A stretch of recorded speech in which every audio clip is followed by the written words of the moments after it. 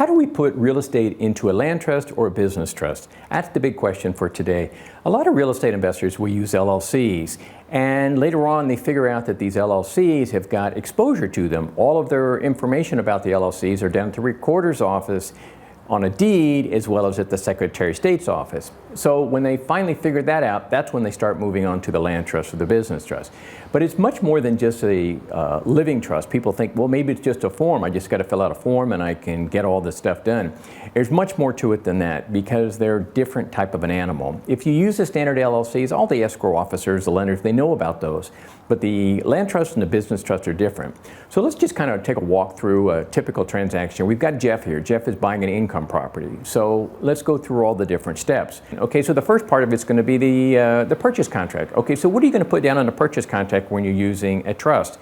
Is the seller going to be comfortable with it? You know, are they selling it to some foreign trust? You need to have people get comfortable with who they're dealing with. That's ultimately what all these transactions come down to, at least the face-to-face ones.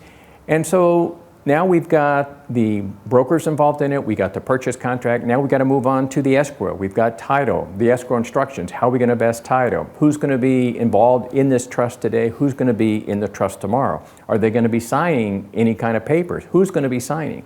What about lenders? We have to have lenders involved in some of the transactions, and so the lenders need to see some of your paperwork. What do you want in that paperwork versus not in that paperwork? What is the lender going to want in order to approve that? And when do you have to provide that information to the lender? There's a whole bunch of different steps that occur over a series of weeks in order to complete your transaction. You also have a promissory note. You know, what about the grant deed or the warranty deed? The grant deed or the warranty deed is the ultimate document that anonymizes your title, and you have to get that right. And if you just leave it to the escrow officer, they can very easily do what they normally do, and you're not going to get the privacy that you thought you did. There's some specifics that need to be in the deed in order to ensure that you get it done right. You also have, at some point in the future, since it's income property, you've got tenants. Okay, so who are the tenants? What are the contracts? Who are they going to be renting from? Who's the landlord in this case? The trust or somebody else? Maybe, maybe not. So there's a different variables involved in these transactions and when you're acquiring them to be able to get it done right. What about the utilities? What name is the utilities going to be in? You also got the property taxes. You got to fill out what's called a PCOR, at least in California, preliminary change of ownership report.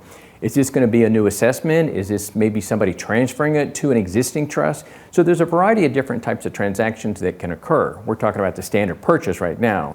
There's also the insurance agent that's going to be part of all this, and you've got to have them on board with all this. So how are you going to make certain that you do the paperwork correctly with the insurance agent so that you're covered in the event that there's some type of a loss?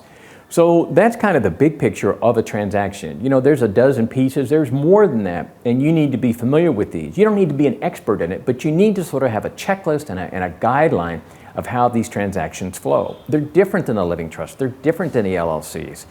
And here's something else. People say, well, James, what's the difference between a land trust or a business trust? Well, there is a difference. Okay, both of them will give you privacy, but the land trust is a lot more paperwork and you do not have any asset protection. In contrast with the business trust, you also get that privacy, but it's less paperwork and you do get asset protection.